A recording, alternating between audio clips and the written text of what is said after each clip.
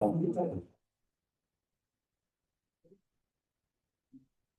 Bonjour tout le monde, bienvenue à la séance ordinaire du Conseil de la municipalité de Saint-Louis-sur-le-Luc. Ici, le mardi 3 mars 2026 à 19h dans la salle du Conseil située au 275 rue Nelson, conformément aux dispositions du Code municipal du Québec. Sont présents, messieurs les conseillers François Berthiaume, bonsoir. M. Logan Loiseau, Bonsoir. M. Marc-Antoine Loiseau. Bonsoir. M. François Richard, Bonsoir. M. Marc-André Fallon Bonsoir. et M. Maxime Flandre. Bonsoir. Alors, sur une présidence, je constate le programme. Alors, il est également présent M. André Charon, notre directeur général et préfet trésorier. Au point 1, c'est l'ouverture de la séance. Au point 1.1, c'est je vais faire un suivi des événements qui ont marqué le mois de février. Alors, en commençant, je tiens à souhaiter une bonne semaine de relâche à nos étudiants et au personnel scolaire. Changez-vous les idées, reposez-vous bien, car à partir du 9 mars, c'est le dernier droit pour cette année scolaire 2025-2026. Nous vivons les dernières rigueurs de l'hiver, un hiver particulièrement rude, mais qui a permis de pratiquer une multitude de sports d'hiver. Nous avons pu profiter de la rivière gelée pour circuler librement et découvrir un paysage que nous n'avions pas pu observer depuis nombre d'années. Les motoneigistes, eux, ont profité des nouveaux sentiers élaborés par leur association. Nous avons eu quelques wagons vendeurs que leur association sensibilisera encore plus l'an prochain pour demeurer dans les pistes aménagées. Aussi, les soirées patinage organisées par Marilyn ont connu un vif succès. Tenons à remercier toute l'équipe.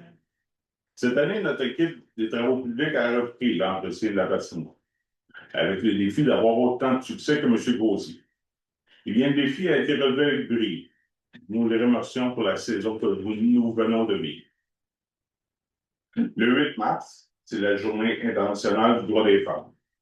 Encore cette année, il est important de reconnaître et de célébrer à l'échelle mondiale les réalisations sociales, économiques, culturelles et politiques des femmes.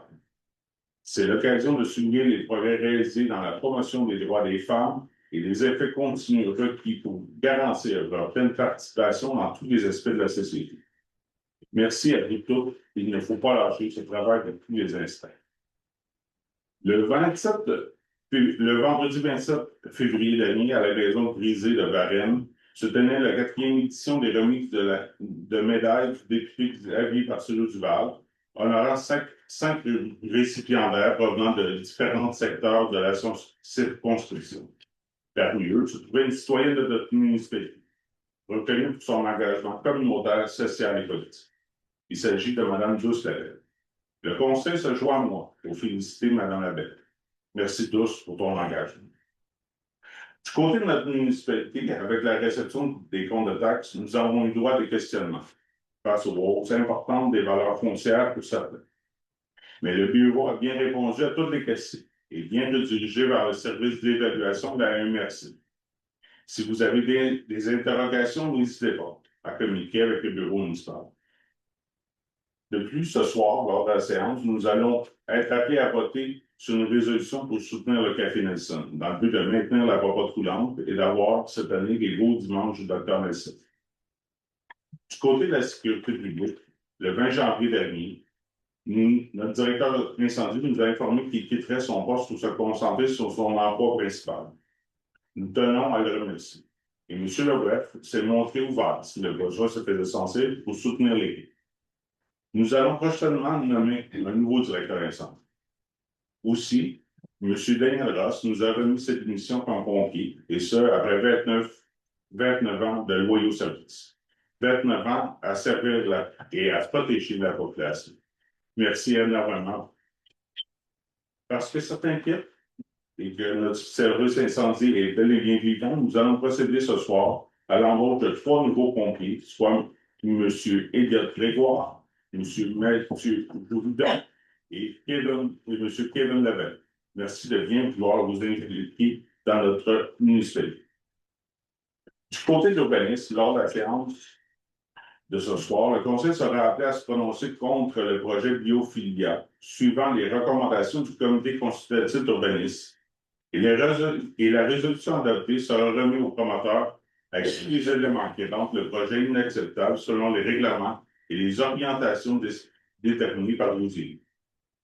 Dans un autre ordre d'idée, mais toujours en matière d'urbanisme, nous allons nous rencontrer dans les semaines prochaines pour travailler sur le PIA afin de mieux répondre à vos préoccupations. En ce qui concerne les loisirs, la culture et la vie communautaire, je vous inviterai à consulter les Vénitiens et les médias sociaux pour découvrir les activités du mois de mars. Maintenant, comme la séance est chargée, nous allons procéder au point 2 et administration financière. Alors, 2.1, ça va être l'adoption de l'ordre du jour. Entendu que les membres du Conseil ont pris connaissance de l'ordre du jour de la séance ordinaire du 3 mars, j'aurais besoin de quelqu'un pour la proposer telle que présentée. Alors, monsieur personne ne propose, monsieur Richard, est-ce que tout le monde est d'accord? Oui. Alors, oui, c'est résolu à l'unanimité. Au point 2.2, c'est l'approbation du procès-verbal de la séance ordinaire du 3 janvier 2026. Entendu que les membres du conseil municipal ont pris connaissance du procès-verbal de la séance ordinaire du 3 février 2026 et qu'ils semblent être satisfaits, j'aurais besoin de quelqu'un pour proposer et quelqu'un pour approuver le procès-verbal. Alors, M. Maxime Tremblay et M. Marc-André Loiseau qui appuient. Est-ce que tout le monde est d'accord? Oui. Alors, c'est résolu à l'unanimité. Au point 2.3, c'est l'approbation du procès-verbal de la séance extraordinaire du 16 février 2026. Entendu que les membres du Conseil ont pris connaissance du procès-verbal de la séance ordinaire du 16 février 2026, et si vous en déclarez satisfait, j'aurais besoin de quelqu'un pour proposer et quelqu'un pour appuyer. M. Marc-André Trahan propose. Est-ce que quelqu'un appuie? M. François Richard? M. Loiseau, vous êtes en accord? M. Bertion, M. Loiseau, M. Tremblay, alors c'est résolu à l'unanimité. Le point 2.4, c'est l'application de la résolution numéro 2025-05-111 et officialisation de l'embauche du directeur général et référé trésorier. Entendu que M. André Chapon occupe le poste de directeur général et référé trésorier par intérim depuis le 12 mai 2025. Entendu que la municipalité souhaite abroger la résolution 2025-05-111 concernant l'embauche du directeur général du référé trésorier par intérim, entendu que M. Charon a exercé ses fonctions avec compétence, professionnalisme et efficacité durant toute la période intérimaire, entendu que le conseil municipal juge qu'il est dans le meilleur intérêt de la municipalité de procéder à la nomination permanente de M. Charon à ce poste, entendu que le contrat de service sera à durée indéterminée, j'aurais besoin de quelqu'un pour proposer que la municipalité abroge la résolution 2025-05-111, que la municipalité de Sénégal-sur-Richelieu procède à l'embauche permanente de M. André Charon au poste de directeur général et référé trésorier selon un contrat à durée indéterminée, que les conditions de travail soient établies conformément au contrat de travail convenu entre les parties, que moi, le maire, qui avec la Chambre, soit autorisé à signer pour et au nom de la municipalité le contrat de travail. Alors, j'aurais besoin de quelqu'un pour proposer. Alors, M.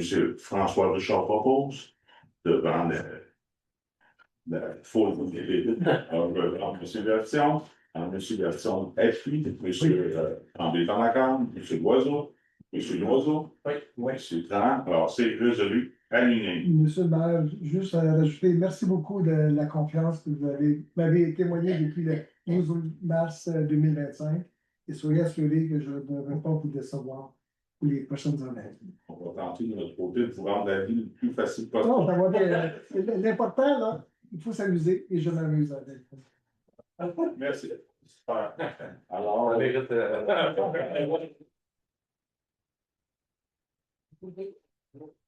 Maintenant, au 2.5, c'est l'approbation des livres des comptes. Comme on a un nouveau directeur général, on va lui demander de nous faire une nomenclature des comptes à des. Avec plaisir, monsieur le maire. Je vais toutefois l'énumération de tous les comptes. J'ai sorti les plus importants. On commence avec la maison des jeunes et la traversée au haut de la page, 20 000 $. Ensuite, la MRC des Basquitains pour le transport, 39 576 et 52.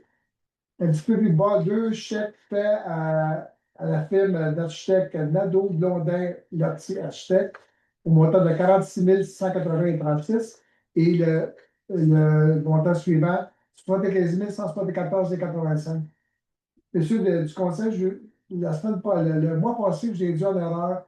On était rendu à 200 000 pour les frais là, pour la maison Vizina. Le lendemain, j'ai reçu les deux dernières factures définitives. On parle de 300 000. Cependant, je suis en étroite collaboration avec la MRC pour récupérer, parce que nous, on avait de l'argent dans le volet le patrimonial. J'ai tout envoyé les factures, puis j'essaie d'avoir le plus d'argent possible pour venir contrebalancer là, ces montants-là. Un petit peu plus bas, l'Arsenal 3, Bunker et les pompiers, 19 809 et un sou. MRC de la vallée du Richelieu, service d'évaluation février, 4 419 et 41. Dans la page suivante, les entreprises Marco Gattin, déneigement village 4 de 5, pour le déneigement, 14 946 et 74. Hydro-Québec, finalement, on a eu la facture là, de la borne de recharge 4 379 et 44. Soit dit en passant, tu as eu un budget estimé, des coûts estimés, mais à l'interne des travaux publics, on fait beaucoup de travaux. On a économisé à l'entour de 10 000 pour la bonne fontaine. Un petit peu plus bas, réseau bibliothèque de la Montérégie, frais annuels d'exploitation 3 525,80. Réseau bibliothèque de la Montérégie, tarification annuelle 2026, 15 376,35. Dans Drainville, avocat et notaire, service professionnel au 30 novembre 2025, on parle de 3 063,51. Avant qu'on me pose la question, ça c'était, j'ai demandé l'avis juridique là, pour, avant les élections, là, pour les conflits d'intérêts, pour les gens qui sont sous des CA et sous le conseil de la municipalité, ou aussi pour le taux variable. On avait demandé un avis juridique. Et le point suivant, Lausière Service juridique Inc., c'est dans le dossier de M. Yves Tanguay, 2112,57. Et les trois derniers, ministère du Revenu, les DAS, janvier, 17 452,83. Et les deux revenus, les DAS pour le Revenu Canada, le ministère du Revenu Canada, pardon, 3 212,73 et 3 250 $. C'est tout, M. le maire. Merci. Alors, si vous avez des connaissances et vous en déclarez ça, j'aurais besoin de quelqu'un pour proposer quelqu'un qui soit appuyé. Et M. Marc-André propose, M. Marc-André appuie. Tout le monde est d'accord avec ça. On s'est résolu à l'unanimité. Au point 2.6, c'est la vente d'immeubles pour défaut de paiement de taxes municipales. Les taxes municipales. Population, si vous voulez bien en parler avec eux. Bien sûr, entendu que la municipalité de Saint-Denis-sur-Richelieu doit percevoir toutes les taxes municipales sur son territoire. Entendu qu'il est dans l'intérêt de la municipalité de transmettre au bureau de la MRC de la vallée du Richelieu un extrait de la liste des immeubles pour lesquels les débiteurs de liste sont en défaut de payer les taxes municipales, afin que ces immeubles soient vendus en conformité avec les articles 1022 et suivants du code municipal du Québec. Attendu que la dite liste sera transmise au bureau de la MRC de la vallée du Richelieu le 18 mars 2026. Je propose que M. André Charon, directeur général et greffier trésorier, transmette dans les délais prévus à la loi au bureau de la MRC de la vallée du Richelieu la liste des immeubles présentés au Conseil ce jour pour qu'il soit procédé à la vente des 10 immeubles à l'enchère publique, conformément aux articles 1022 et suivants du Code municipal du Québec, pour satisfaire une taxe municipale impayée avec intérêts, pénalités et frais encourus, à moins que ces taxes, intérêts, pénalités et frais ne soient entièrement payés avant la vente. Qu'une copie de la présente résolution et du document qui est joint soit transmise à la MRC de la vallée du Richelieu et au centre de services scolaires. Est-ce qu'on a quelqu'un pour appuyer? M. François Richard, qui appuie. M. Marc-André d'accord. M. Loiseau. M. Loiseau. Oui. M. Alors, c'est résolu à l'unanimité. Maintenant, au point 2.7, c'est l'autorisation d'enchérir pour la vente d'immeubles pour défaut de paiement des taxes municipales. Motivation, si vous voulez bien Entendu que la municipalité de Saint-Denis-sur-Richelieu, par sa résolution numéro 2026-03051, adoptée à la séance tenante, transmettra à la MRC de la vallée du Richelieu, au plus tard le 18 mars 2026, un extrait de la liste des immeubles pour lesquels les débiteurs sont en défaut de payer les taxes municipales, afin que ces immeubles soient vendus en conformité avec les articles 1022 et suivants du Code criminel du Québec. Excusez-moi. Du Code municipal du Québec.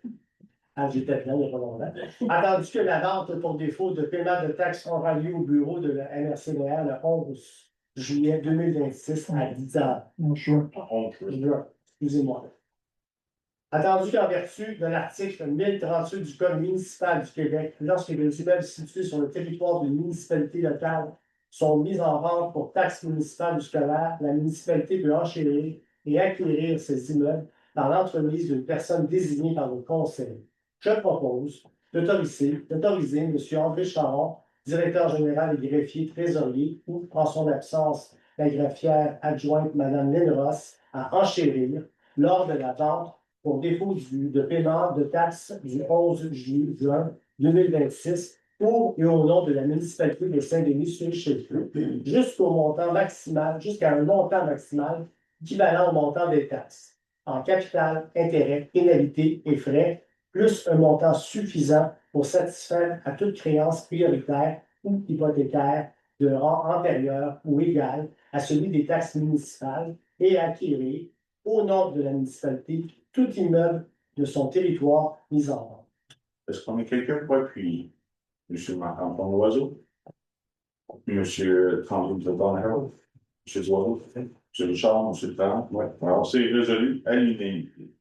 Maintenant, au 2.8, c'est l'adjudication offre de services de mini-conseil avocat pour les services juridiques et d'exploitation. Entendu que la municipalité de Saint-Denis-sur-Richelieu a besoin d'être conseillée sur des aspects juridiques dans plusieurs de ses dossiers.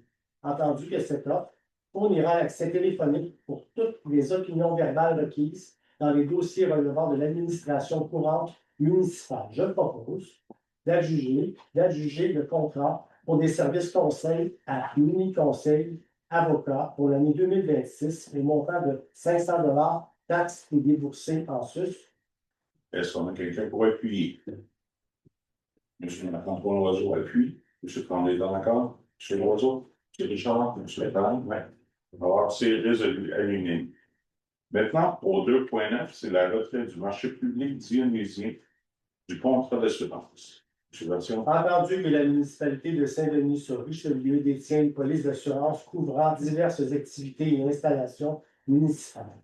Entendu que le marché public dionysien bénéficiait de la couverture d'assurance municipale.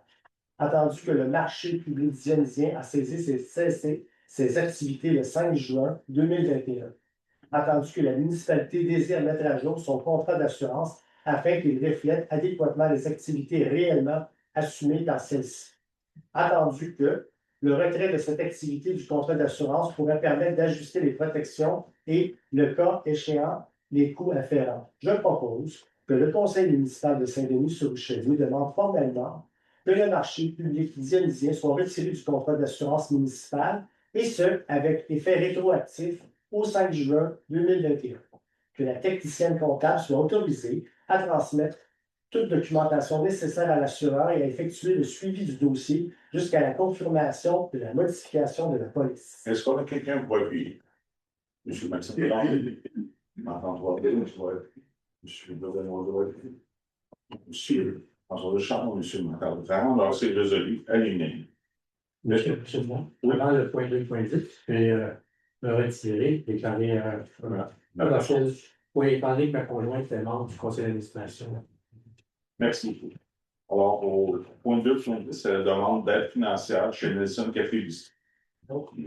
Lassion. Attendu que le conseil municipal ait pris connaissance de la demande d'aide financière reçue de l'organisme à but non lucratif chez Nelson Café Bistro au cours des dernières semaines et à procéder à l'analyse de celle-ci, je propose de verser une aide financière de 6 500 $ à l'organisme à but non lucratif chez Nelson Bistro, dont 4 500 € pour la pompe roulante et 2 000 $ pour les activités offertes dans le cadre de la programmation des Beaux Dimanches du Dr Nelson. Alors, est-ce qu'on a quelqu'un pour appuyer? M. Marchand-Comtois doit appuyer. M. Vincent Dandé est d'accord. M. Lourdenoiseau. M. Martin-Montrand. Oui, c'est résolu. Allez. Au point 2.11, c'est la planification des besoins d'espace du Centre de services scolaires des Patriotes 2026. M. Tremblay, si vous voulez bien. Attendu les articles 272.2 et suivants de la loi sur l'instruction publique, qui prévoit un processus par lequel un centre de services scolaires doit annuellement déterminer ses besoins en matière d'immeubles à acquérir au fin de construire ou d'agrandir une école ou un centre et le cas échéant, établir un projet de planification des besoins d'espace. Attendu que ce processus prévoit que le centre de services scolaires doit demander l'avis du Conseil des villes et municipalités de son territoire, qui sont en tout ou en partie situés dans un secteur à l'intérieur duquel un immeuble à acquérir doit être situé afin de construire ou agrandir une école ou un centre de formation. Attendu que le Centre de services scolaires des Patriotes a transmis un tel projet de planification des besoins d'espace le 11 février 2026, attendu que l'article 272.5 de la loi sur l'instruction publique prévoit que le Conseil des municipalités locales des municipalités régionales de comté doit, dans les 45 jours suivant la réception du projet de planification des besoins d'espace, transmettre au Centre de services scolaires un avis sur celui-ci. Attendu qu'au terme de ce délai de 45 jours, le Centre de services scolaires des Patriotes procédera à l'adoption de sa planification des besoins d'espace avec ou sans indication et qu'il la transmettra à nouveau aux villes et municipalités afin que le conseil de chacune d'entre elles l'approuve ou la refuse. Attendu que la planification des besoins d'espace sera par la suite transmise au ministère de l'Éducation avec toutes les résolutions reçues des villes et municipalités afin que ce dernier approuve cette planification après consultation du ministre des Affaires municipales, des régions de création du territoire ou de tout autre ministre concerné. Attendu qu'à la suite de cette approbation par le ministre, là où les villes et municipalités concernées doivent céder au centre de services scolaires un immeuble situé dans le secteur qui est conforme aux caractéristiques énoncées à la planification, et ce, dans les 2 ans suivant la prise d'effet de la planification, conformément à l'article 272.10 de la loi sur l'instruction publique. Je propose que le Conseil donne un avis favorable au sujet du projet de planification des besoins d'espace du Centre de services scolaires des Patriotes. Est-ce qu'on a quelqu'un pour appuyer? M. Martin-Montrand appuie. M. Vincent Montrand. D'accord. M. Lebrun, oui. Alors, c'est résolu à l'unanimité. Maintenant, au 2.12, c'est l'utilisation de la langue française dans la communication de la municipalité de Saint-Denis-sur-Richelieu. M. Tremblay. Tandis que l'article 29.15 de la Charte de la langue française stipule que tout organisme de l'administration auquel s'applique la politique linguistique de l'État doit adopter une directive précisant la nature des situations dans lesquelles il entend utiliser une autre langue que le français dans les cas où le permettent les dispositions de la section 1 de la dite charte. Attendu que la municipalité souhaite assurer le respect de la législation linguistique en vigueur et promouvoir l'usage du français comme langue commune pour les citoyennes et citoyens, ainsi que dans toutes ces communications, je propose d'informer le ministère de la langue française que la municipalité de Saint-Denis-sur-Richelieu utilise exclusivement le français dans toutes ses communications, que la présente résolution tienne lieu de directive en vertu de l'article 29.15 de la Charte de la langue française, que le personnel municipal soit informé de la résolution tenant lieu de directive et accompagné au besoin pour assurer sa mise en œuvre uniforme, que la direction générale soit mandatée pour veiller à l'application de cette résolution, pour en assurer le suivi et pour intervenir en cas de non-conformité, que cette résolution soit publiée sur le site Internet de la municipalité et mise à jour au moins tous les 5 ans, que la présente résolution entre en vigueur de son adoption. Est-ce qu'on a quelqu'un pour appuyer? Monsieur Paré-Bertian, M. Loiseau, d'accord. M. Loiseau, M. Richard, M. Franck. Alors, c'est résolu à l'unanimité. Maintenant, c'est l'avis de motion et dépôt du projet de règlement 2026 R3 344, modifiant le règlement 2021 R271 concernant les taux d'imposition des droits de mutation immobilière. Alors, M. André, si vous voulez bien. Avis de motion est par la présente donnée par Maxime Tremblay par moi-même, à l'effet qu'un règlement sera soumis à ce conseil à sa prochaine séance ou à une séance subséquente relative à l'exercice du droit de préemption. Je dépose une copie du projet de règlement 2026 R344, modifiant le règlement 2021 R271 concernant les taux d'imposition des droits de mutation immobilière. Merci beaucoup. Maintenant, au point 2.14, c'est l'adoption du règlement 2026 R341 relatif à l'exercice du droit de préemption. Attendu que la loi modifiant diverses dispositions législatives, principalement en matière d'habitation, a été sanctionnée le 10 juin 2022, notamment pour permettre aux municipalités d'exercer un droit de préemption sur des immeubles. Attendu que les articles 1104.1.1 à 1104.1.7 du Code municipal du Québec encadrent désormais l'exercice du droit de préemption par une municipalité. Attendu que le droit de préemption est un droit qui permet à la municipalité d'évaluer l'opportunité d'une transaction au moment de la vente de l'immeuble préalablement identifié et de se retirer le cas échéant. Attendu que le droit de préemption permet à la municipalité d'acquérir des immeubles à juste prix pour tout projet au bénéfice de la communauté. Attendu que chacun des propriétaires des immeubles préalablement identifiés par la municipalité sera individuellement avisé de l'assujettissement de son immeuble au droit de préemption par la notification d'un avis. Attendu qu'un avis de motion a été donné lors de la séance ordinaire du 3 février 2026 et qu'un projet de règlement a été déposé. Attendu qu'aucune modification n'a été apportée à la suite du dépôt du projet, je propose d'adopter le règlement intitulé Règlement numéro 2026 R341 relatif à l'exercice du droit de préemption. Est-ce qu'on a quelqu'un pour appuyer? M. François Richard appuie. M. Oiseau Caron, M. Bertion, M. Oiseau, M. Trump. Alors, c'est résolu à l'unanimité. Maintenant, au 2.20, c'est l'adoption du règlement 2026 à 343 édictant le code d'éthique et de déontologie des élus municipaux. Attendu que le Conseil municipal a adopté le 7 février 2022 le règlement numéro 2022 R281 édictant le code d'éthique et de déontologie des élus municipaux. Attendu qu'en vertu de l'article 13 de la loi sur l'éthique et la déontologie en matière municipale, toute municipalité doit, en le 1er mai qui suit toute élection générale, adopter le code d'éthique et de déontologie révisé qui remplace celui en vigueur avec ou sans modification. Attendu qu'une élection générale s'est tenue le 2 novembre 2025, attendu qu'il y a lieu en conséquence d'adopter un code d'éthique et de déontologie des élus révisé, attendu que les formalités prévues à la LEDM pour l'adoption d'un tel code révisé ont été respectées, attendu que le maire mentionne que le présent règlement a pour objet de prévoir les principales valeurs de la municipalité en matière d'éthique et les règles déontologiques qui doivent guider la conduite d'une personne à titre de membre du conseil, d'un comité ou d'une commission de la municipalité ou en sa qualité de membre du conseil de la municipalité ou d'un autre organisme. Attendu, la municipalité, ce qui inclut les membres de son conseil, adhère explicitement aux valeurs en matière d'éthique et aux règles déontologiques prévues à la lettre, ainsi que dans le présent code, attendu que l'éthique et la déontologie en matière municipale sont essentielles afin de maintenir le lien de confiance entre la municipalité et les citoyens, attendu qu'une conduite conforme à l'éthique et à la déontologie municipale doit demeurer une préoccupation constante des membres du conseil afin d'assurer aux citoyens une gestion transparente, prudente, diligente et intègre de la municipalité, incluant ses fonds publics.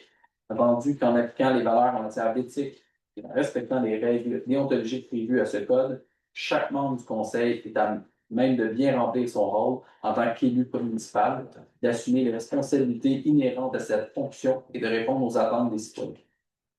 Attendu que ce code contient les indications ainsi que des balises permettant d'orienter la conduite de chaque membre du conseil, tout en laissant le soin à ce dernier d'user de son jugement en fonction des valeurs y étant prévues. Attendu que ce code vise à identifier, prévenir et éviter les situations de conflit d'intérêts. Attendu que tout manquement au code peut entraîner des conséquences graves pour la municipalité et les membres du conseil. Attendu qu'il incombe à chaque membre du conseil de respecter ce code pour s'assurer de rencontrer des standards élevés d'éthique et de déontologie en matière municipale, attendu qu'un avis de motion a été donné lors de la séance ordinaire du 3 février 2026 et qu'un projet de règlement a été déposé, attendu qu'un avis public a été affiché aux endroits prévus au règlement 2019 R260 ainsi que dans le journal local afin d'annoncer l'adoption du présent règlement conformément à la loi, attendu que la municipalité a reçu le modèle de la Fédération québécoise des municipalités à la suite du dépôt du projet du règlement, attendu qu'il y a lieu d'ajouter une section sur l'ingérence des élus telle que proposée par le SPM, attendu que cette section est ajoutée à l'article 6 et qu'elle précise que les élus ne peuvent s'ingérer dans l'administration quotidienne de la municipalité ou de donner des directives aux employés municipaux autrement que par le biais d'une décision prise en séance publique. Attendu que la numérotation des articles suivants est décalée afin de suivre l'ordre numérique, je propose d'adopter le règlement intitulé Règlement numéro 2026 R343 édictant le code d'éthique et de déontologie des élus municipaux. Est-ce qu'on a quelqu'un pour M. Marc-André Roger? M. Lasson, d'accord? M. Boisy? Oui. M. Richard? Oui. M. Brown? Alors, malgré tout le sérieux de cette résolution, tant mieux, vous pouvez le voir.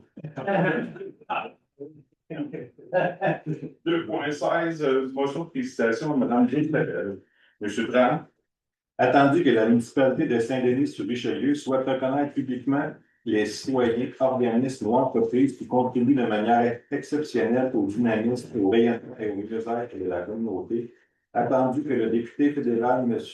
Xavier Barcelou-Duval, a honoré 5 citoyens lors d'une cérémonie le vendredi 27 février 2026.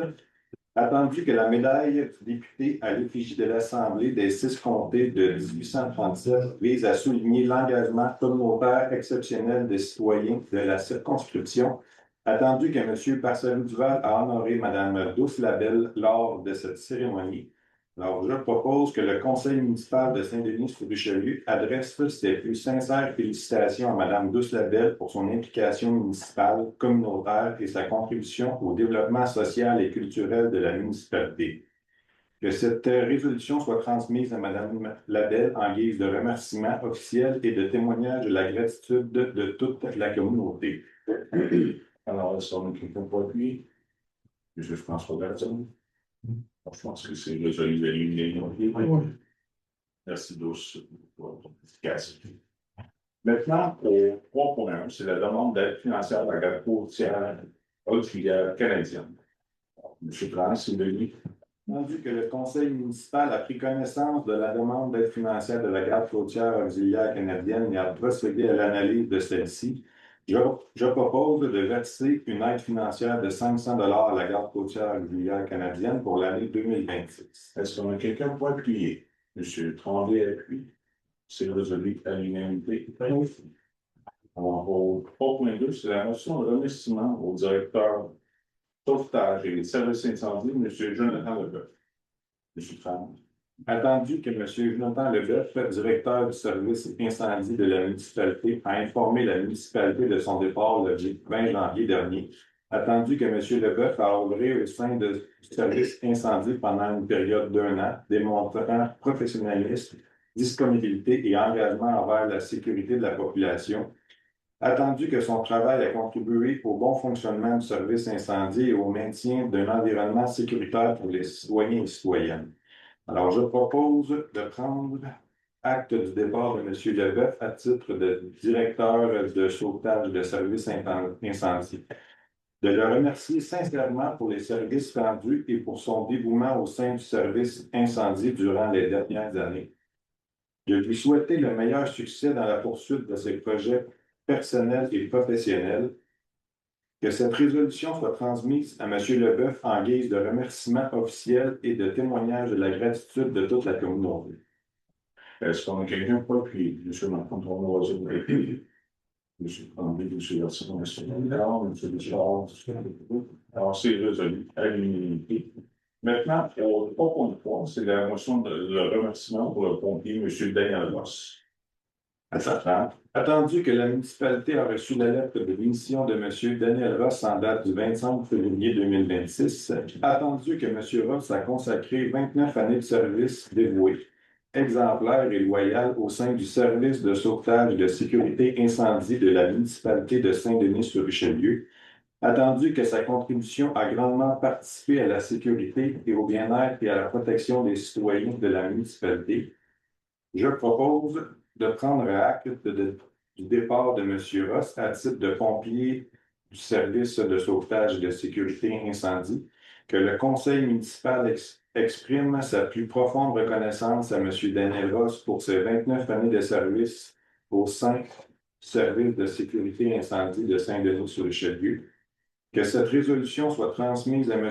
Ross en guise de remerciement officiel et de témoignage de la gratitude de toute la communauté. Alors, est-ce qu'on a quelqu'un pour appuyer? Monsieur François Verton, Loiseau, Monsieur Tremblay sont non d'accord, M. Charles, M. Loiseau, alors c'est résolu à l'unanimité. Donc, puis, grand remerciement, M. Ross, ainsi que M. Lebrun pour parler. Alors, au 3.4, c'est l'embauche des 3 nouveaux comptes. Alors, M. Franck, si vous voulez bien. Attendu que le directeur du service de sauvetage et sécurité incendie recommande l'embauche de 3 nouveaux pompiers, soit Éliott Grégoire, Mathieu Jobidon et Kevin Lavallée, afin d'assurer le maintien de la couverture d'incendie sur le territoire. Attendu que le service doit disposer d'effectifs suffisants pour répondre adéquatement aux besoins opérationnels, assurer la sécurité de la population et respecter les normes applicables en matière de couverture de risque. Attendu que les candidats proposés résident sur le territoire de la municipalité, ce qui constitue un atout important pour réduire les délais de réponse et améliorer la disponibilité opérationnelle du service. Attendu que l'intégration de ces nouveaux pompiers permettra d'améliorer la capacité d'intervention, d'assurer une meilleure rotation du personnel et de soutenir l'ensemble des activités préventives et opérationnelles du service incendie. Attendu que l'embauche recommandée est conforme aux besoins identifiés dans la planification opérationnelle du service de sécurité incendie, je propose que le conseil municipal autorise l'embauche de M. Éliott Grégoire, Mathieu Jobidon et Kevin Lavallée au sein du service de sauvetage et sécurité incendie, que ces embauches prennent effet à la date déterminée par le directeur du service de sauvetage et sécurité incendie, conformément aux politiques municipales en vigueur. Que les conditions de travail des nouveaux pompiers soient établies conformément à la grille salariale, aux politiques internes et aux pratiques administratives de la municipalité. Alors, est-ce qu'on écrit tout fois, puis M. Loiseau, M. André Barrard, M. Richard, M. Berton, M. Richard, M. Loiseau. Alors, c'est résolu à l'unanimité. Alors, bienvenue dans notre service incendie. C'est très apprécié de votre application. Alors, au 3.5, c'est les priorités d'action 2026-2027 pour la Sûreté du Québec. M. France, il a dit. Attendu que la municipalité doit transmettre les priorités d'action 2026-2027 à la Sûreté du Québec afin d'orienter l'intervention. Attendu que le Comité de la sécurité publique a identifié les 3 priorités d'intervention suivantes, soit d'intervenir de façon proactive sur le réseau routier pour assurer la sécurité des usagers, assurer une présence et une surveillance sur les milieux riverains, renforcer la présence policière en matière de prévention et de répression de la criminalité. Je propose d'adopter les priorités d'action 2026-2027 telles que recommandées par le Comité de la sécurité publique de la MRC de la vallée du Richelieu et énoncées précédemment. De transmettre la présente résolution à Maxime Giroir, agent responsable du poste de la MRC de la vallée du Richelieu. Est-ce qu'on écrit tout fois, puis M. François Richard-Lappuie, M. Roger-Tamacor, M. Berton, M. Loiseau et M. Tremblay. Alors, c'est résolu à l'unanimité. Au point 4, c'est les transports et travaux publics, qui sont dans le pièce point 6. Au point 5, c'est les chiffres. J'ai aussi. Au point 6, c'est le santé et bien-être. Alors, au 6.1, c'est l'adoption du plan de protection des sources d'eau potable de la rivière Richelieu et engagement à contribuer financièrement à la mise en œuvre des actions du plan de protection des sources d'eau potable de la rivière Richelieu. Alors, M. Loiseau m'en prend partie. Oui, attendu que la rivière Richelieu est une importante source d'eau potable à l'échelle régionale. Attendu que pour chaque usine de traitement d'eau potable de catégorie 1, une analyse de vulnérabilité des sources de prélèvement d'eau de surface a été produite, conformément à l'article 75 du règlement sur le prélèvement des eaux et leur protection en avril 2021, et qu'elles ont mis en évidence la vulnérabilité des sources d'eau potable dues aux activités anthropiques et aux phénomènes naturels tels que les déversements, rejets ou autres. Attendu que les plans de protection sont réalisés sur une base volontaire et qui ne font pas l'objet d'un encadrement réglementaire, mais qui reflètent une volonté politique commune de protéger les sources d'eau potable. Attendu que le plan de protection des sources d'eau potable de la rivière Richelieu a été élaboré en partenariat avec les 10 installations de production d'eau potable de catégorie 1 de la rivière Richelieu et le cours à bord, avec le soutien financier du programme pour l'élaboration des plans de protection des sources d'eau potable du gouvernement du Québec. Attendu que le plan de protection définit et planifie des mesures de protection pour les sources d'eau potable Attendu que le Conseil reconnaît l'importance de la protection des sources d'eau potable, réaffirmer son soutien aux grands principes et actions visant à protéger cette ressource essentielle. Attendu qu'il est nécessaire de mettre en œuvre des actions préventives visant à protéger les sources d'eau potable afin d'assurer un approvisionnement fiable et sécuritaire à long terme, tout en limitant les coûts liés au traitement de l'eau ou à l'ajout d'un système de traitement plus complexe et plus lourd. Attendu que la municipalité souhaite adopter le document intitulé Plan de protection des sources d'eau potable de la Grèce-Chalieu. Je propose d'adopter le document intitulé Plan de protection des sources d'eau potable de la Grèce-Chalieu. Que la municipalité collabore avec les municipalités partenaires et le collabore à la mise en œuvre du plan de protection des sources d'eau potable. Que la municipalité s'engage à verser une contribution financière équivalente à 25 sous par personne desservie par son installation de production d'eau potable, soit 608,75 sous pour l'année 2026 et que ces montants seront déterminés pour 2027-2028. Que cette somme soit administrée par le comité permanent responsable de la coordination et de la mise en œuvre du plan. Le comité permanent sera composé d'un représentant par installation et du co-bord agissant à titre d'organisme d'accompagnement. Qu'en début d'année, un budget soit approuvé par le comité permanent, que les actions approuvées par le comité permanent soient réalisées au cours de l'année en fonction du budget approuvé, que la municipalité soit facturée par le co-bord à la fin de chaque année selon les actions effectivement réalisées pour un montant n'excédant pas la contribution annuelle prévue, qu'un rapport annuel soit produit présentant les actions réalisées ainsi que les dépenses engagées. Alors, j'avais besoin de quelqu'un pour appuyer. Appuie. M. Logan Roseau appuie. M. François Charbon, M. Plante, oui. M. Tremblay, M. Verson. Alors, c'est deux avis alignés. Maintenant, au point 7, aménagement urbanisme et développement. Au 7.1, c'est la demande d'avis préliminaire du prolongement des rues Brusquet, Cartier, Faneuf et Saint-Jérôme. M. Logan Roseau, si vous voulez bien en faire la lecture. Bien sûr. Attendu que la municipalité a reçu un projet de prolongement des rues Bousquet, Cartier, Faneuf et Saint-Germain, assujetti au règlement sur les plans d'aménagement d'ensemble. Attendu que le projet déposé est préliminaire et ne permet pas de répondre aux interrogations soulevées par les critères F, G, I, K, L, O et T de l'article 4.4 du règlement portant sur les PAE, plan d'aménagement d'ensemble. Attendu que le projet ne respecte pas les orientations et objectifs du plan d'urbanisme et particulièrement celui visé à conserver l'équilibre entre le milieu agricole, le noyau villageois, les activités récréo-touristiques et l'environnement qui contribuent à la qualité de vie qu'on offre à Saint-Denis-sur-Richelieu à ses citoyens. Attendu que le projet propose presque exclusivement des immeubles de 6 logements plutôt qu'une variété d'habitations. Attendu que le projet permet d'atteindre la densité d'occupation visée, mais qu'en la dépassant aussi largement, d'autres critères ne sont pas respectés. Attendu que la dimension des lots prévus est conforme et permet d'optimiser l'espace disponible. Attendu que le projet prévoit 2 immeubles qui seront enclavés. Attendu que la disposition de certains espaces de stationnement qui communiquent entre eux soulève une interrogation par rapport à la sécurité des lieux dans le contexte où les résidents du secteur pourraient utiliser ces raccourcis et mettre en danger les différents piétons qui pourraient s'y trouver. Attendu qu'aucune mesure d'aménagement n'est prévue afin d'assurer une transition harmonieuse lorsqu'un immeuble de plus de 2 logements se trouve sur un terrain voisin d'une habitation unifamiliale isolée.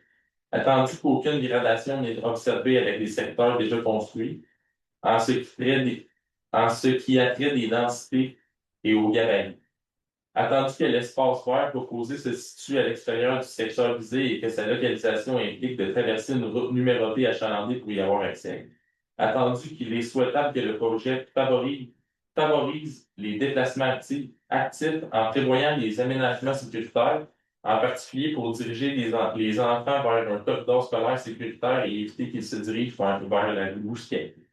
Attendu que le projet correspond au prolongement des rues existantes, attendu que le projet propose le regroupement d'espaces de stationnement et que ce concept est intéressant et souhaitable, attendu que le phasage prévu est compatible avec le prolongement des infrastructures publiques, attendu que le concept présenté est composé d'immeubles très semblables et qu'une seule variation dans les matériaux ne sera pas suffisante pour éviter un ensemble bâti répétitif et monotone, attendu que le secteur sera desservi par le réseau d'aqueducs et égouts, attendu que le projet déposé suggère davantage de planification d'un projet intégré qui représenterait une entité à lui seul, alors que Le but recherché est de compléter un milieu de vie existant dans un noyau de la loi bien établi.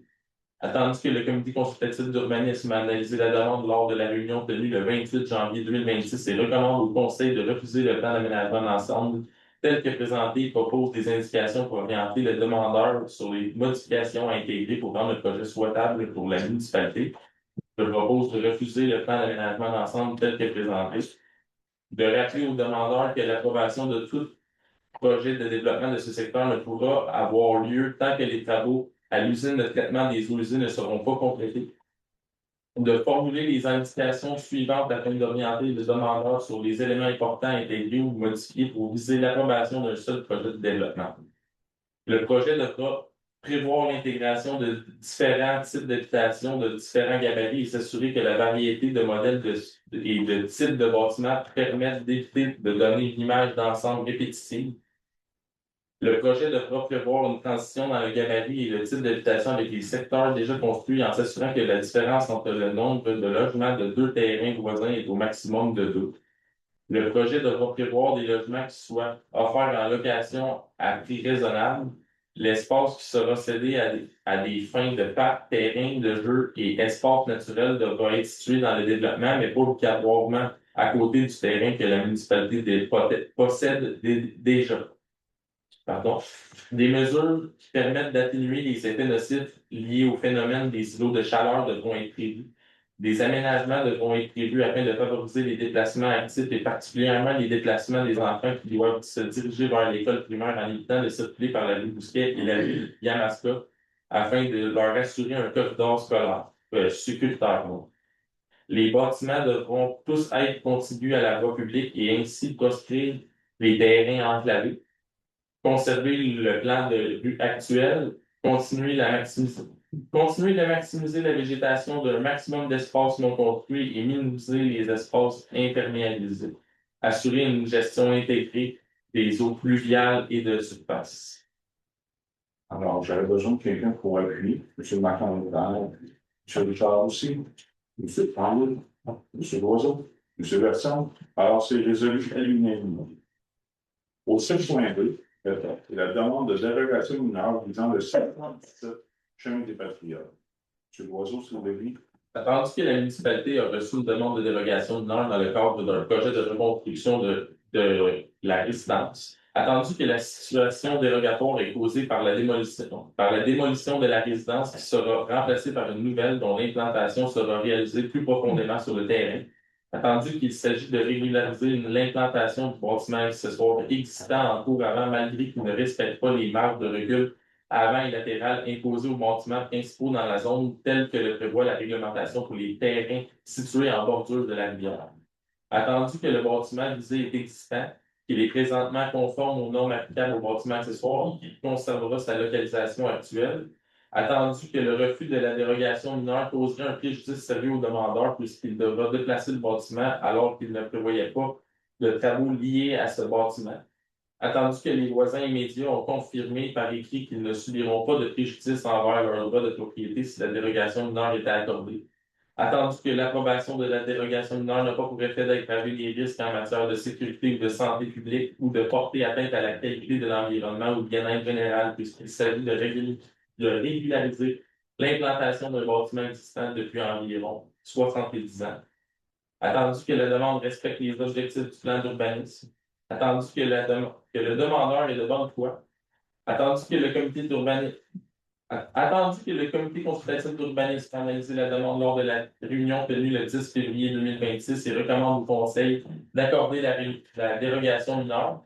Attendu l'avis public affiché sur le site Internet et le babillard situé à l'entrée du bureau municipal le 12 février 2026, informant toute personne intéressée de la possibilité de se faire entendre en regard de cette demande lors de la présente séance ordinaire du 3 mars 2026. Est-ce qu'il y a des gens qui ont des questions ou commentaires à exprimer à ce sujet? Oui, moi, je suis très sur la raison de mes parents qui font démolir. C'est bon. C'est la vie. Attendu que le Conseil a entendu les intéressés qui souhaitaient s'exprimer à l'égard de cette demande, je propose d'accorder la dérogation mineure telle que les documents présentés au comité consultatif d'urbanisme le 10 février 2026. On reste M. Caporaso, M. Tremblay, M. Bertillon, M. Richard. Alors, c'est résolu à l'unanimité. On peut enregistrer la distance de notre. C'est pas une bonne cause, ils vont construire une plus grosse maison. 7.3, c'est la demande de dérogation mineure utilisant le 203 4e rang des Grands Bois Ouest. Attendu que la municipalité a reçu une demande de dérogation mineure dans le cadre d'un projet d'agrandissement de résidence, attendu que le demandeur souhaite agrandir la résidence à une distance d'environ 4,55 mètres de la ligne avant, alors qu'il doit respecter une distance de 5,66 mètres et à 2,90 mètres de la limite latérale, alors qu'il doit respecter une distance de 3 mètres. Attendu que la résidence est dérogatoire à la marge de recul avant et qu'il est légitime de présumer qu'elle est protégée par droit acquis, puisque sa construction date d'avant l'entrée en vigueur du premier règlement indiquant les normes d'implantation. Attendu que la réglementation permet déjà des normes beaucoup plus permissives pour les bâtiments dont l'implantation est dérogatoire et protégée par droit acquis. Attendu qu'il est possible de réaliser un projet conforme simplement en reculant d'environ 1 mètre d'agrandissement. L'agrandissement projeté.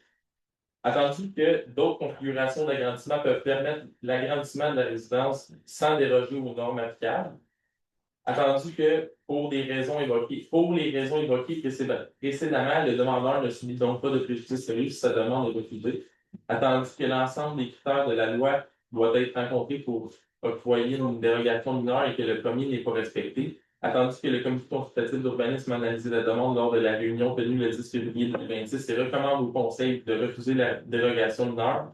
Attendu que l'avis public affiché sur le site Internet et le pavillon situé à l'entrée du bureau municipal le 12 février 2026, informant toute personne intéressée de la possibilité de se faire entendre en regard de cette demande lors de la présente séance ordinaire du 3 mars 2026. Est-ce qu'il y a des gens qui ont des questions ou commentaires à exprimer sur ce sujet? Non, donc entendu qu'aucun intéressé ne souhaite s'exprimer à l'égard de cette demande, je propose de refuser la dérogation mineure pour les raisons évoquées, à même de libérer de la résolution. Monsieur Richard appuie. Oui. Monsieur Tremblay. Monsieur Loiseau. Monsieur Bertillon. Alors, c'est résolu à l'unanimité. 7.4, c'est la demande de permis dans le cadre du PIA visant le 717 chemin des Batteries. Attendu que le projet de construction était assujetti au règlement sur les plans d'implantation et d'intégration architecturale, attendu que la volumétrie respecte celle du cadre bâti existant, attendu que la hauteur s'harmonise à celle des bâtiments adjacents, attendu que l'implantation projetée correspond à l'alignement établi par les bâtiments voisins et améliore ainsi la situation par rapport à la situation actuelle, attendu que la composition et l'architecture du nouveau bâtiment s'harmonisent au cadre existant et en ce qui a trait au traitement des ouvertures, au choix des matériaux et aux couleurs. Attendu que les CI s'intègrent harmonieusement à la composition architecturale, attendu que le comité consultatif d'urbanisme a analysé la demande lors de la réunion tenue le 10 février 2026 et recommande au conseil d'accepter le projet tel que présenté, je propose d'accepter le projet tel que présenté. Le tout tel que les documents présentés au comité consultatif d'urbanisme le 10 février 2026. Sur quelqu'un pour appuyer. Monsieur François Bertillon, Jean Loiseau, M. Tremblay, M. Richard, M. Tremblay. Alors, c'est résolu à l'unanimité. Maintenant, au 7.5, c'est la demande de permis du PIA visant le 1129 chemin des Batteries. Attendu que le projet de rénovation est assujetti au règlement sur les plans d'implantation et d'intégration architecturale, attendu que les changements ne sont pas visibles de la rue et que les changements respectent les caractéristiques architecturales du bâtiment existant, attendu qu'il ne s'agit pas d'une porte en façade avant ou sur un mur latéral, attendu que le projet est réalisé afin de corriger une problématique récurrente et qu'il est opportun de la corriger, attendu que les modifications impliquent le déplacement des revêtements extérieurs existants et donc que le projet s'harmonise au reste du bâtiment, attendu que le comité consultatif d'urbanisme a analysé la demande lors de la réunion tenue le 10 février 2026 et recommande au conseil d'accepter le projet tel que présenté. Je propose d'accepter le projet tel que présenté, le tout tel que les documents présentés au comité consultatif d'urbanisme le 10 février 2026. M. Tremblay appuie. M. Richard Macron, M. Tremblay, M. Loisel, M. Bertillon. Alors, c'est résolu à l'unanimité. Maintenant, c'est la demande de permis dans le cadre du PIA visant le 441 chemin des bâtiments. M. Richard Soudéry. Attendu que le projet de rénovation est assujetti au règlement sur les plans d'implantation et d'intégration architecturale, attendu que le bâtiment n'est pas inscrit à l'inventaire du patrimoine bâti de la MRC de la vallée du Richelieu, attendu que les matériaux et les couleurs s'harmonisent entre eux et le cadre bâti existant, attendu que le socle et le fascia s'agenceront avec la couleur de la toiture, attendu que le projet de remplacement de la galerie arrière est très semblable à celle existante, donc ne devrait pas occasionner de discontinuité avec le bâtiment et le voisinage. Attendu que le comité consultatif d'urbanisme a analysé la demande lors de la réunion tenue le 10 février 2026 et recommande au Conseil d'accepter le projet tel que présenté. Je propose d'accepter le projet tel que présenté et de tout tel que les documents présentés au comité consultatif d'urbanisme le 10 février 2026. Est-ce qu'on a quelqu'un pour appuyer? M. Berton, M. Loiseau, encore, M. Tremblay, M. Loiseau, M. Tran. Alors, c'est résolu à l'unanimité. Maintenant, au point 7.7, c'est la demande de modification du règlement zonal dans le cadre du projet au 593 chemin des Lois. Donc, attendu que la municipalité a reçu une demande de modification du règlement de zonage afin d'autoriser 2 bâtiments principaux sur un terrain situé dans la zone CR 121. Attendu qu'il s'agit d'un projet intégré et qui n'est pas actuellement autorisé sur le territoire municipal. Attendu qu'il s'agit d'un terrain riverain où il n'est pas propice d'augmenter la pression sur l'environnement. Attendu que le terrain visé est contigu à une propriété municipale et à l'accès public à la rivière. Attendu que la densification n'est pas souhaitable sur ce type de terrain. Attendu que le projet aurait un impact négatif sur le nombre d'arbres de la propriété. Attendu que le projet implique une imperméabilisation plus grande en comparaison avec un projet qui respecterait la réglementation artificielle actuelle en vigueur. Attendu que le terrain est composé de différents dénivelés. Attendu que l'accès au terrain se fait par l'entremise d'une servitude de passage et que le projet augmenterait considérablement l'achalandage de cette servitude. Attendu que ce type de projet nécessite une réflexion importante sur la gestion des services communs partagés par les occupants, tels que l'entreposage de la neige, la localisation des bacs à ordures, le recyclage et autres, ainsi que le raccordement aux services d'égout et d'aqueduc.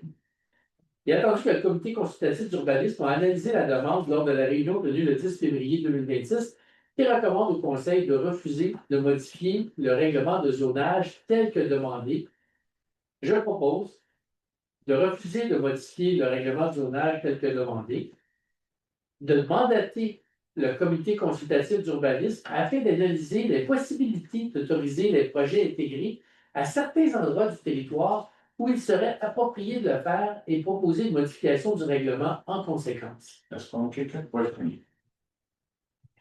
Monsieur Loiseau, vous avez moi, M. Tremblay, pas encore. Oui. M. Tremblay, M. Loiseau, M. Berton, alors c'est résolu à l'unanimité. Au 7.8, c'est l'adoption du règlement 2026 R 342 relatif à l'occupation, l'entretien et la salubrité des bâtiments. M. Richard. Attendu, le devoir des municipalités de maintenir en vigueur un règlement relatif à l'occupation et l'entretien des bâtiments en vertu de l'article 145.41 de la Loi sur l'aménagement et l'urbanisme.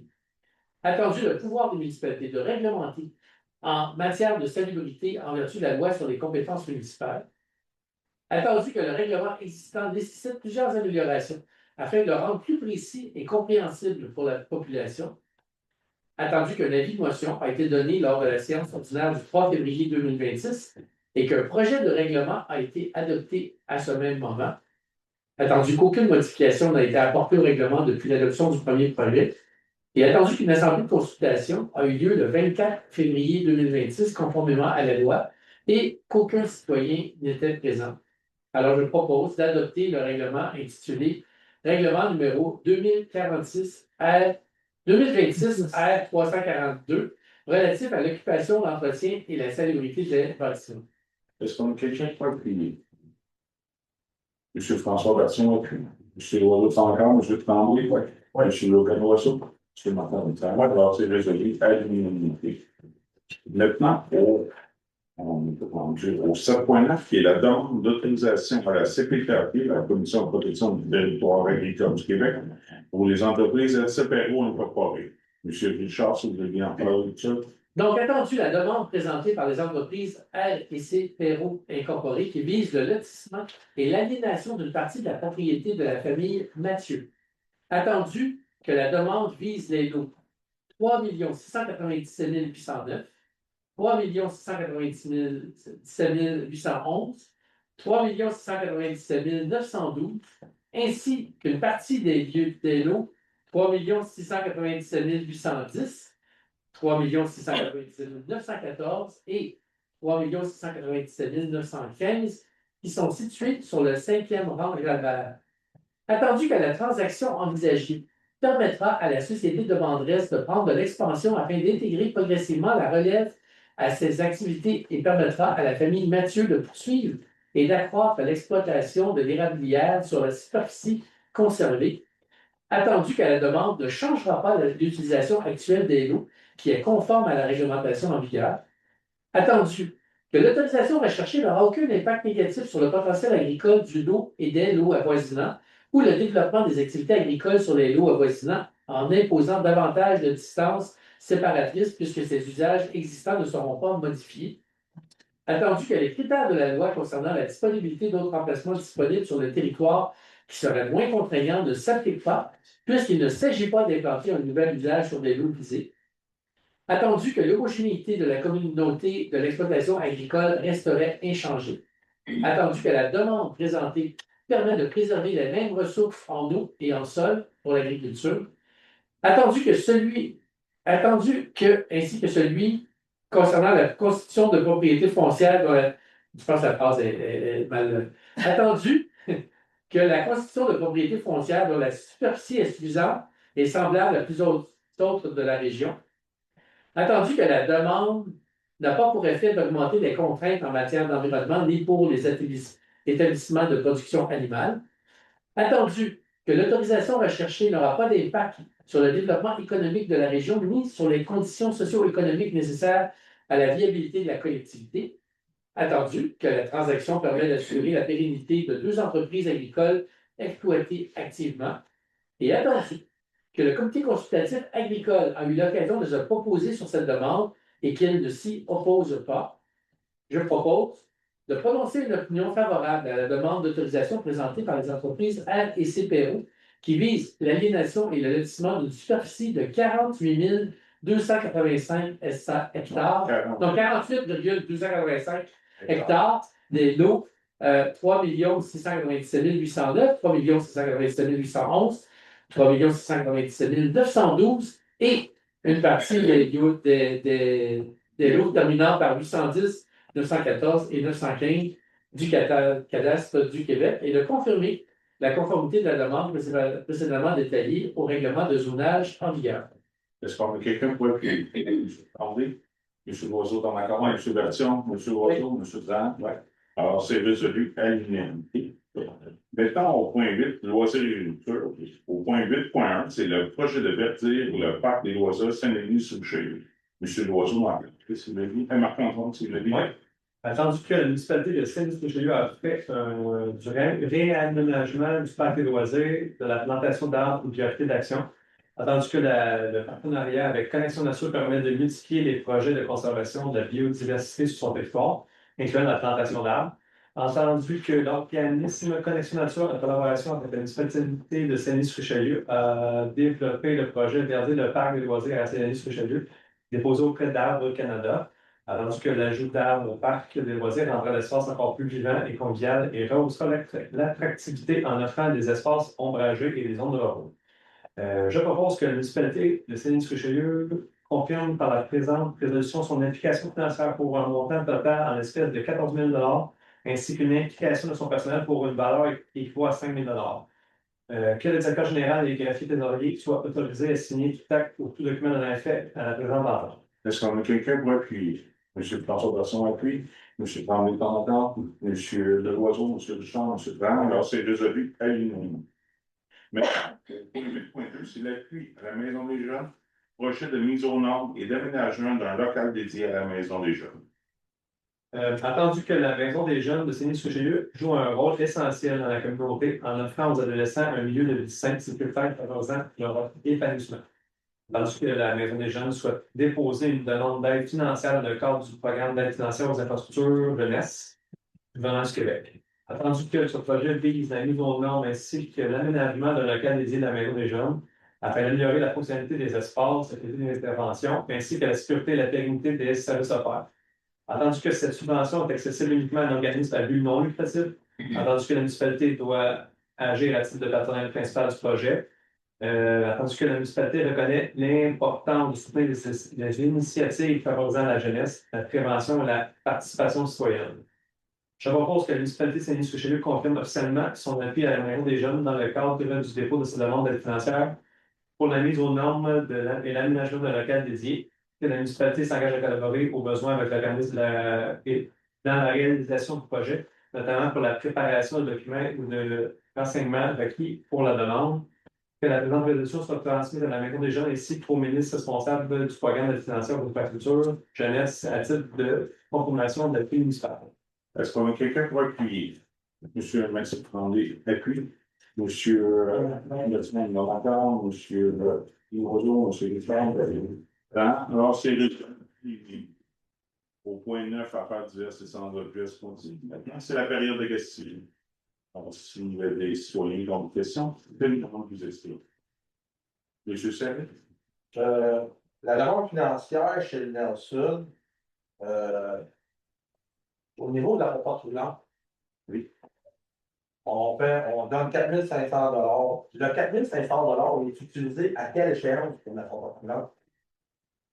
C'est de dire à quelle échelle? Autrement dit, la proportion roulante, elle, va faire des repas pour les citoyens.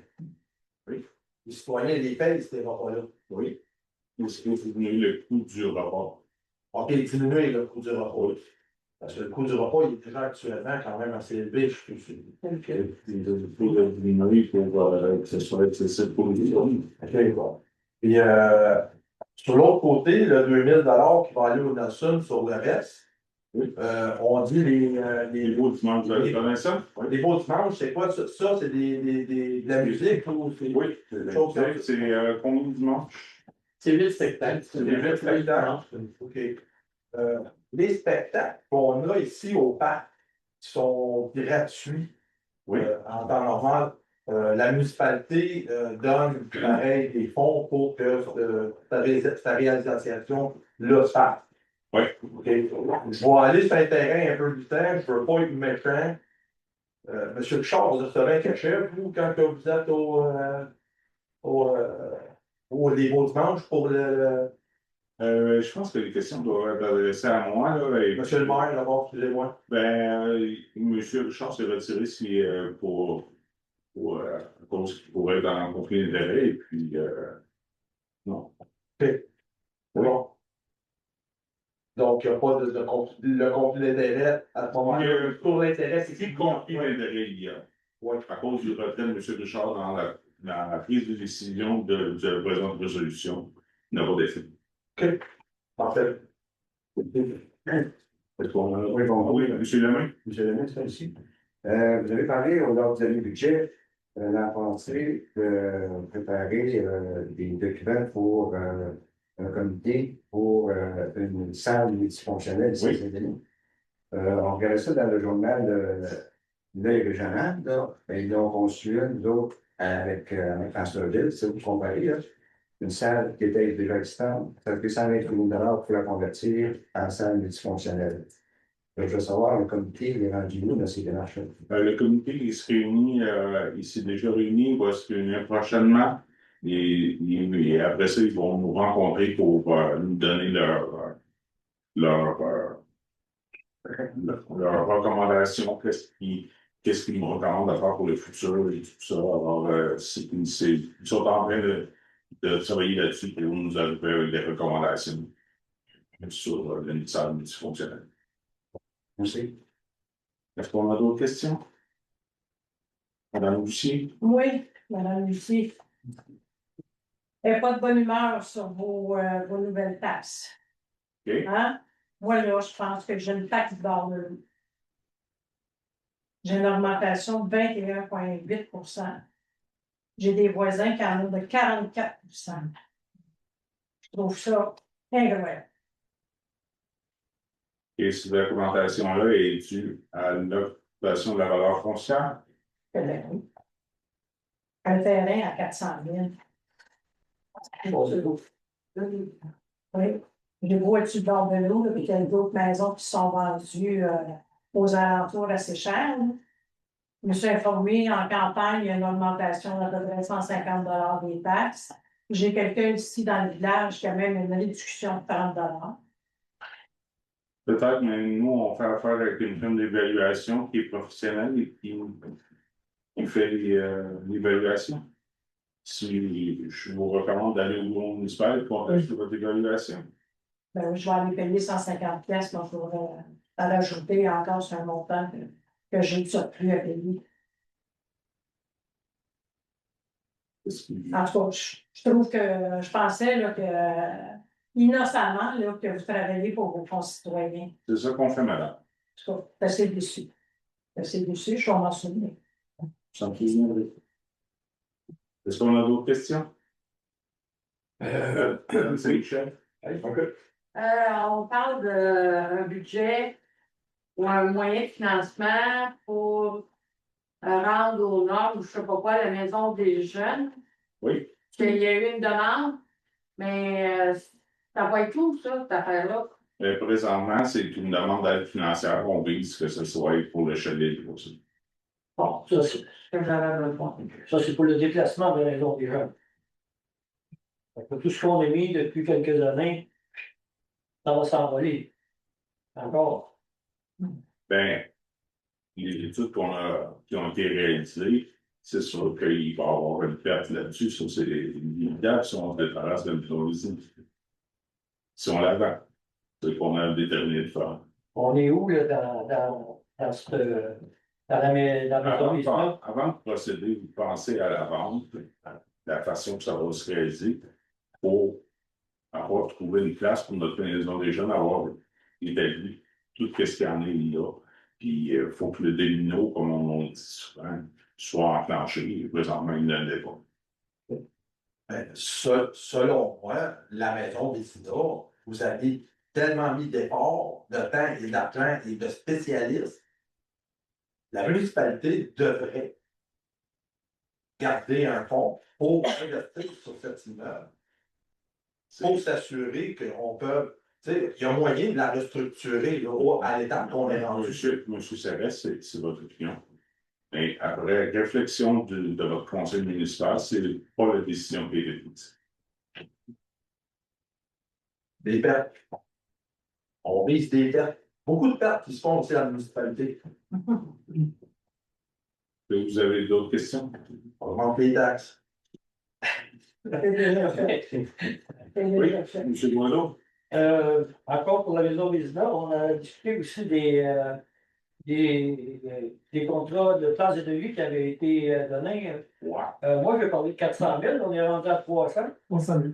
Mais il y a 4 entreprises, hein, il y a 4 firmes qui ont eu des contrats d'octroyer, je pense. Hein. Est-ce que les autres firmes ont fini le travail ou s'il y en a encore à venir? Monsieur Charon. Les places et devis, c'est complété à 99%. Parce qu'il y a des PEX qui est là-dedans. Oui, c'est ça. Il y a 4 fournisseurs. Le maître d'œuvre, c'était Nadeau Blondin, mais eux, ils donnaient ça des sous-contractants parce qu'il y avait au niveau de l'électricité, moi, je suis pas moi en construction, mais le total, on a fait 300 000, il n'y a plus aucun de facture qui vont rentrer. On va voir. C'est le même? Donc, une dernière question. À propos du garage municipal, là, Oui. on est parlé de l'automne passé, là. Il n'y a pas de dalle du garage municipal. Tout, ça coûte tout sur le gym. Quand on va au gym, là, la glace, la descente, ça, puis là, une banquise, entre le garage municipal et le poids du gym, il y a à peu près un pied d'état de glace, là. Puis ça descend, puis ça essaie de tout stripper les volts, les vis qui sont là, qui ont été poussés dans vos employés l'automne passé, là, ça coulait, là. Puis là, on nous demandait une dalle l'année passée pour au moins, vous avez dit, ben, l'hiver arrive, ça ne coûtera pas, mais là, ça recommence à couler, puis il y a un pied de pas de glace, là, entre le garage et le toit, chaud. Puis là, ben, c'est comme une banquise de glace qui essaie de t'arracher les vis sur le toit du gym. OK. Ben, on prend notre observation, on va en faire part en faire compte notre directeur des travaux publics. Sur céréales pour écouter l'eau, pour passer à côte sur le plan. Essayer de faire de marge-là, d'année en année, ça se répète pour le faire le toit. Monsieur Lucie?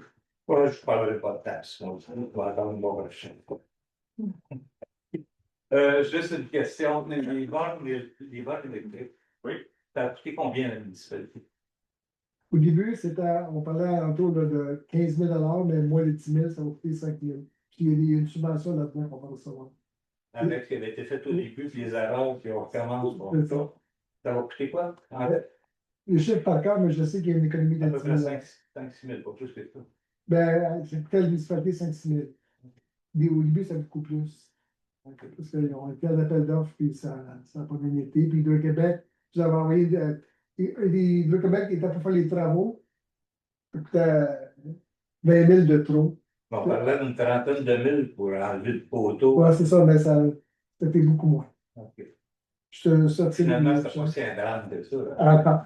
Non, mais en tout cas, les photos sont plus là. Mais on pourrait répondre. Ah oui, oui, surtout les chiffres exactement la même chose. Ceux qui se branchent, les utilisateurs, ça rapporte-tu quelque chose à la municipalité? Bien sûr. OK. Bien sûr, bien sûr. Ça, je pas mis ça pour le fun. Ah non, non, on n'est pas l'électricité, là. Non, ben, c'est parce que c'est pas des citoyens. Absolument, absolument. Comment ça. C'est sûr que c'est pas les bonnes. Pas un chiffre, là, mais comment que vous percevez ces ordres? Non, c'est partout au Québec, quand vous allez avec vos autos électriques, vous payez le cap. C'est régi, puis là, on va recevoir une redevance. On n'a pas commencé encore à le recevoir, mais éventuellement, ça t'est branché là, fin novembre, début décembre. Je voyage en électricité, je voyage en électrique, puis je reste à Sainte, c'est le fun quand les municipalités ils ont des bornes, là. Sinon tu peux être dans la chenoute assez rapidement, là, quand tu es au milieu de nulle part, puis Saint-Denis, ça peut être retiré. Tu sais, quand même, au milieu de Sorel, Belleuil, Saint-Hyacinthe, fait que des fois, quelqu'un qui est de passage. Non, mais c'est juste la question que je me posais, est-ce que la municipalité a mis des sous là-dedans? À long terme, on va récupérer, mais on va prendre beaucoup d'années. Parce que on a une petite redevance là, sur des gens qui se branchent. Mais c'est surtout parce que les municipalités, c'est pour donner le service. Ah ben oui, absolument. Sur des bornes, est-ce qu'elles sont fonctionnelles? Bien sûr. Ouais. Les deux. Parce que j'ai un ami qui est allé il y a 2 semaines, je pense, puis il était mort. Il n'y avait rien. Effectivement, bon point. Donc, il y avait un problème. Non, mais c'était même pas de notre sens, c'était Hydro-Québec. Les autres font ça de façon via le système, il y avait, excusez-moi, un petit bug. Il n'était pas au courant. Pas ensuite, tu as vu qu'il allait se brancher. Est-ce qu'on a d'autres questions? Oui, pour le projet 7.7, donc c'était à l'unanimité. Oui. J'aimerais savoir ce que vous avez des recommandations ou quoi que ce soit, parce que c'était unanime le refus. Donc, j'aimerais savoir s'il y a des points que vous Je vous inviterai à vous présenter le bureau municipal et puis on supprime Madame voit ce sujet. Exactement, c'est possible d'avoir une rencontre ou quoi que ce soit pour en discuter, éclaircir un petit peu. Trouver des solutions. Oui, exactement. OK, merci. Salut. Ma question aussi était sur le point 7.7. C'est quoi le projet au 593? On peut savoir. Richard, si Vous compléterez, c'est En fait, c'est que dans la municipalité, on a un règlement général qui s'applique partout, qui est sur un terrain, une résidence principale. Donc, il ne peut pas aujourd'hui avoir 2 résidences principales sur le même terrain. Dans le cas qui nous intéresse, le demandeur avait un projet qui aurait positionné 2 résidences sur un même terrain. Le concept, c'est intéressant et dans notre jargon là, de CCU, ça s'appelle un projet intégré. Un projet intégré. Un projet intégré sur un terrain. Bon. Évidemment, dans des cas comme ça, il faut se poser des questions de oui, mais est-ce que ça s'intègre? Est-ce que dans ce cas-ci, on avait des préoccupations par rapport à l'étendue de la mise en commun des services? Il y avait aussi un cas particulier, trois situations particulières sur le terrain, qui était le dénivelé important. C'est un terrain où il y a plusieurs dénivelés. C'est près de l'eau, c'est près du quai. Et il y a aussi une servitude pour se rendre. Et là, ça fait que, donc, c'est pas vraiment une rue, c'est juste une petite entrée qui dans exactement le projet présenté, pourrait desservir peut-être peut-être 7-8 résidents là, de plus que qu'est-ce qui est là. Donc, tout ça ensemble, on parle de 6. 6, mais il y a ceux qui habitent déjà là, et il y a ceux qui habitent au fond. Donc, tout ça ensemble, il y a eu une décision du CTU. Par contre, on a réalisé que on a un peu un vide par rapport à une situation comme ça. Et c'était pour ça aussi la recommandation d'évaluer les possibilités d'autoriser ce genre de projet-là. Mais peut-être, c'est peut-être soit sur d'autres terrains ou même sans placer de terrain, c'est qu'il faut tenir en compte l'ensemble des éléments. C'est pour moi. Non, je n'ai pas de complément à ça. Simplement, on en discutera. Faire une réunion, si on peut en faire une. Ça va avoir mes points. Merci. Alors, si on n'a plus de questions, on va procéder à la levée de l'Assemblée. Juste une dernière. J'en reviens loin, là, mais concernant les 2 derniers terrains à la plante, l'hypothèque légale, la nouvelle, la fille enregistrée. Je vérifie. Je ne peux pas vous dire, je ne vais pas vous induire en erreur. Je vais vous. Sur le moment, oui, mais on vous fera pas. OK, merci. Alors, est-ce que quelqu'un propose la levée de l'Assemblée? M. Transportation, M. Tremblay. Merci. La séance est levée. Merci, monsieur.